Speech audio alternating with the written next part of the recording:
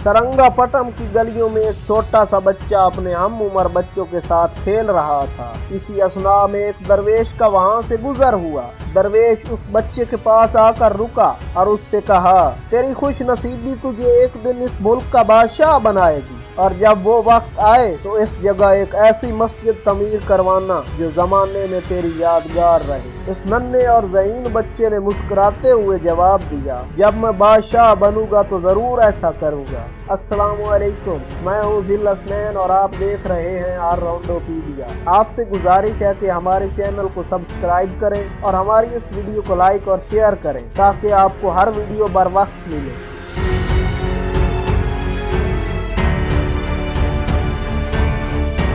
सुल्तान फतेह अली टीपू अभी एक बच्चा ही था जब उसके बाप हैदर अली के खिलाफ एक बगावत ने सर उठाया और बागियों ने हैदर अली के कत्ल का मंसूबा बनाया। हैदर अली को मजबूरन सरंगापटम से फरार होकर जान बचाना पड़ी।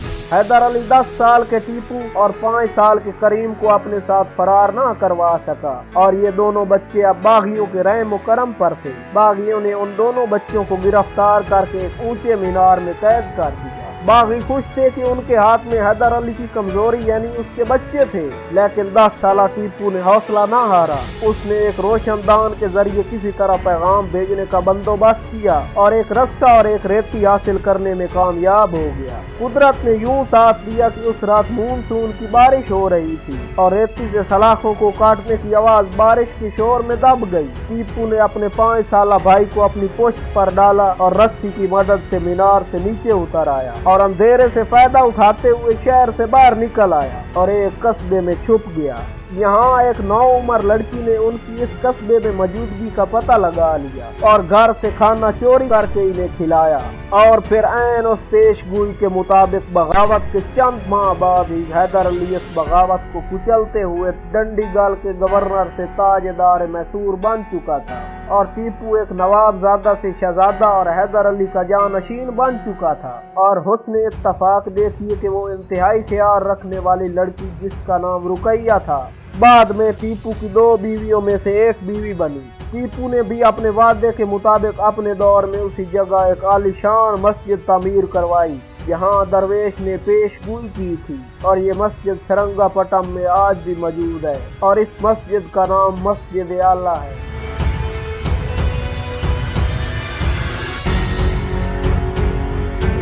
हैदर अली जिस सल्तनत का हुक्मरान बना वो मौजूदा हिंदुस्तान की रियासत केरला, तमिलनाडु, कर्नाटका और आंध्र प्रदेश के जुज़वी या मुकम्मल इलाकों पर मुश्तमिल थी। इस रियासत का जोग्राफिया ही उसकी सबसे बड़ी कमजोरी थी क्योंकि इस रियासत की सरहद के तकरीबन चारों अतराफ उसके जानी दुश्मन उसकी ताक में बैठे थे। अंग्रेज मशरक में मद्रास मौजूदा चेन्नई, मगरब में मुंबई और मालाबार और जनूब में भी कुछ इलाकों पर काबिज थे। इसके अलावा वो बंगाल में भी इंतहाई ताकतवर हो चुके थे बल्कि रोज बरोज नए इलाके फतह कर रहे थे। शुमाल में रियासत हैदराबाद मौजूदा रियासत तेलंगाना और कर्नाटका के कुछ हिस्सों पर मुश्तमिल थी। इसके अलावा मरहट्टे तो शुमाली हिंदुस्तान में दिल्ली तक जा पहुँचे थे। जनूब में ही अरकाट जिस पर वाला जहाँ मोहम्मद अली और ट्रानकोर जिस पर राजा राम वर्मा की हुकूमत थी। एक तरफ ये ताकतवर दुश्मन मैसूर की सरहद पर बैठे थे तो दूसरी जानिब अकेली रियासत मैसूर थी।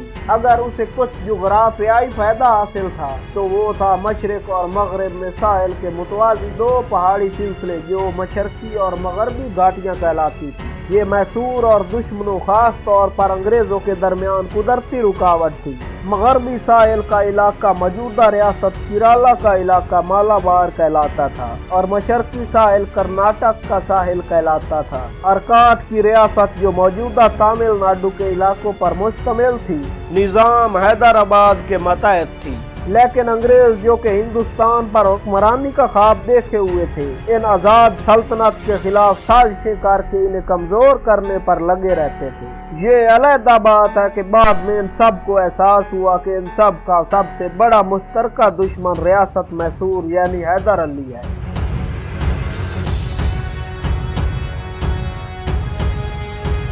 1767 में रियासत अरकाट वाला जहाँ मोहम्मद अली ने अंग्रेजों की पुष्ट पनाही पर निजाम हैदराबाद से अपनी आजादी का ऐलान किया। हैदराबाद चूँकि अंग्रेजों का मुकाबला न कर सकता था, इसलिए हैदर अली से मदद का तलबगार हुआ। निजाम ने उधर हैदर अली से अंग्रेजों के खिलाफ मदद मांगी और उधर अंग्रेजों से इत्तेहाद करके मैसूर पर हमला करने की भी हामी भर ली। वो अलहदा बात है कि जब उसे एहसास हुआ कि हैदर अली अंग्रेजों पर भारी है, तो उसने अंग्रेजों से इत्तेहाद खत्म कर दिया। ये पहला मौका था जब मैसूर और अंग्रेज आमने सामने हुए थे। हैदराबादी अगरचा मैसूरियों के साथ थे, लेकिन उनका बेढंगा और साजिशी लश्कर हर बार हैदर अली के लिए शिकस्त और जिल्लत का ही सबब बना। आखिरकार हैदर अली ने निजाम हैदर को अपना लश्कर वापस ले जाने की दरखास्त की और ये जंग हैदराबाद की जानिब से अकेले ही लड़ने का वादा किया।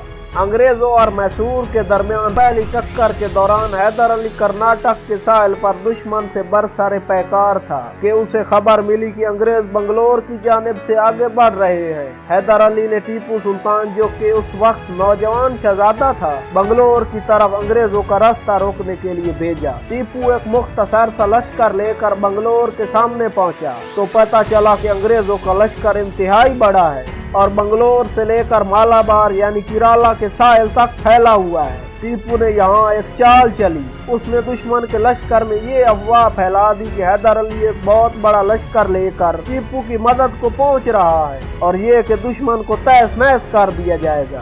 दुश्मन बुखला गया और टीपू ने दुश्मन के खता और साम देखे तो एक शदीद हमला कर दिया। हमला इस कदर शदीद था कि दुश्मन मुकाबला न कर सका और मालाबार के साहिल की तरफ भाग निकला। टीपू ने अपने लश्कर के साथ इनका पीछा किया और इन्हें गहरे समुद्रों की तरफ भगा दिया। उधर मालाबार यानी केरला का साहिल और उधर मद्रास मौजूदा चेन्नई तक के इलाके फतह किए जा चुके थे। 2 अप्रैल 1767 को अंग्रेजों और मैसूर के हैदर अली के दरमियान सुलह का मुआहदा तय पाया, जिसकी रूह से हैदर अली ने मद्रास का साहिल अंग्रेजों को वापस कर दिया। यहाँ अगर हैदर अली चाहता तो सुलह की बजाय अंग्रेजों की ताकत को जनूबी हिंदुस्तान में फतह करके रख देता, लेकिन हैदर अली ने गलबे के बावजूद सुलह करके सांप को जाने दिया और फिर उसी जख्मी सांप ने फिर मैसूर को बार बार डसा। मैसूर और अंग्रेजों की दूसरी लड़ाई वो आखिरी लड़ाई थी जो टीपू ने हैदर अली की कमांड में लड़ी। इस जंग में अंग्रेज सल्तनत मैसूर पर 2 जानिब से हमला आवर हुए।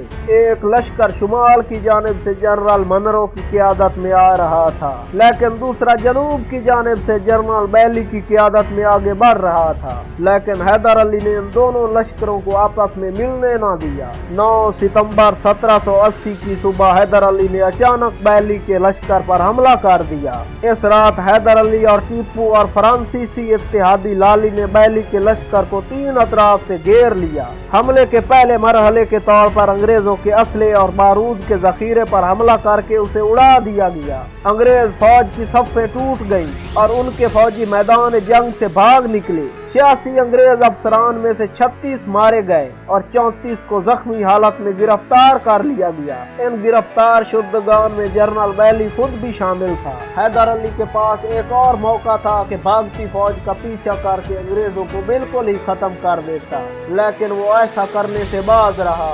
शायद वो समझा कि ये अंग्रेजों की कोई चाल है। बहरहाल जो भी हुआ, सलार मैसूर अपने दुश्मनों को एक बार फिर जाने देकर एक और संगीन गलती कर चुका था। इस शिकस्त के बाद कर्नाटका के साहिल पर अंग्रेजों ने एक बार फिर मजामत की कोशिश की, लेकिन इन्हें टीपू के हाथों फिर शिकस्त हुई। मशरिक की जानिब दबाव कम करने के लिए अंग्रेज मगरिब की तरफ सल्तनत मैसूर पर एक और लश्कर लेकर हमला आवर हुए। हैदर अली ने टीपू को रास्ता रोकने के लिए मगरिब की जानिब मालाबार मौजूदा केरला के साहिल पर भेजा। टीपू को सामने पाकर अंग्रेजों ने पसपाई इख्तियार की। टीपू सुल्तान मैदान में अभी पहुंचा ही था कि वालिद के इंतकाल की खबर आ गई। टीपू ने रातों रात ही तख्त नशीनी के वास्ते दारुल हुकूमत की तरफ पसपाई इख्तियार करने का फैसला किया। सुबह हुई तो मैदान खाली था। दोनों फरीक मैदान छोड़कर जा चुके थे। अंग्रेजों को जब पता चला कि उन्होंने जिस टीपू से डर के मारे मैदान छोड़ा है, वो तो खुद भी मैदान से जा चुका है, तो उन्होंने वापस हटकर मालाबार पर दोबारा कब्जा कर लिया। ये जनवरी 1783 था और अंग्रेज फौज अब मालाबार से बजनौर की जानिब बढ़ रही थी। बजनौर के गवर्नर ने अंग्रेजों से साजबाज करके शहर को अंग्रेजों के हवाले कर दिया। अंग्रेजों ने शहर में दाखिल होते ही लूट मार का बाजार गर्म कर दिया। अंग्रेज हरीस सिपाही घरों में दाखिल हो गए और शहरियों पर लूट मार और तशद्दुद के अलावा उनकी औरतों की असमत दरी भी करने लगे। यहाँ पर इस एक वाकया को खास तौर पर अंग्रेजों की लूट मार की मिसाल के तौर पर बयान किया जाता है कि जब अंग्रेज फौजी एक घर में दाखिल हुए और लूट मार के बाद एक नौजवान औरत की असमत दरी की कोशिश की। इस हरकत पर घर के बूढ़े सरदार ने मुदाखलत की, यहाँ तक के बात हाथापाई तक आन पहुंची। अंग्रेज सिपाही ने बूढ़े को मार मार कर कत्ल कर दिया। जनरल मैथ्यू जो कि इस मुहिम की कमांड कर रहा था तक जब ये खबर पहुंची तो उसने इस वाकया में मुलव्विस फौजियों को गिरफ्तार करने का हुक्म दिया और मकतूल बूढ़े और नौजवान औरत जिसकी गोद में 2 माह का बच्चा था को हम दर्दाना निगाह से देखा और फिर बिना कुछ कहे चला गया। शाम के वक्त उसके घर के सामने एक पालकी आकर रुकी और नौजवान बहू को जनरल मैथ्यू ने हाजिर होने का हुक्म दिया। औरत ने पहले तो साथ जाने से मना किया, लेकिन सिपाही उसे साथ ले जाने पर बाजिद थे। बिलाखिर इस उम्मीद पर औरत साथ चल दी कि इसके नुकसान का अजाला किया जाएगा। ये औरत अपने 2 माह के बच्चे को भी अपने हमरा ले गई।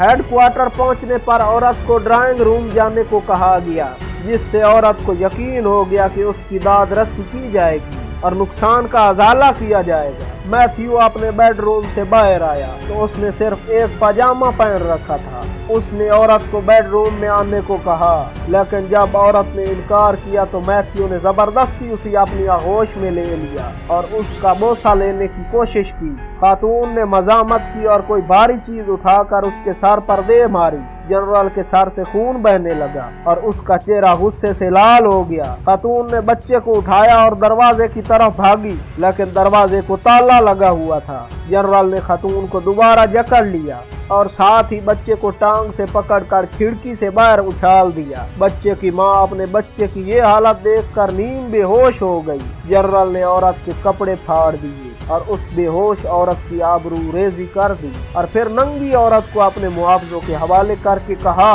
ये एक ठंडी औरत थी, इसे गर्म करने की कोशिश करो, बशर्तिया तुम ऐसा करने पर कादिर हो। चंद घंटों बाद इस बदकिस्मत औरत को पालकी में डाला गया और फिर उसके घर के दरवाजे पर जाकर फेंक दिया गया। और फिर सुबह के वक्त एक आदमी औरत के मुर्दा बच्चे के साथ आन पहुंचा। ये बच्चा मैथ्यू के हेडक्वार्टर के बाहर कूड़े के एक ढेर में मुर्दा पाया गया था। औरत का खामिन टीपू सुल्तान की फौज में एक सिपाही था और जब उसे अपने घर वालों पर होने वाले जुल्म का पता चला तो इंतकाम की आग में जलने लगा और फिर कुदरत के इंसाफ ने जोश मारा और यही जनरल मैथ्यू चंद माह बाद एक जंग में बदतरीन शिकस्त के बाद टीपू का जंगी कैदी बन गया। मैथ्यू का अंजाम क्या हुआ और टीपू ने अपने इलाके वापस कैसे लिए, सुनने के लिए हमारे साथ रहिए और देखिए किस्त नंबर 4।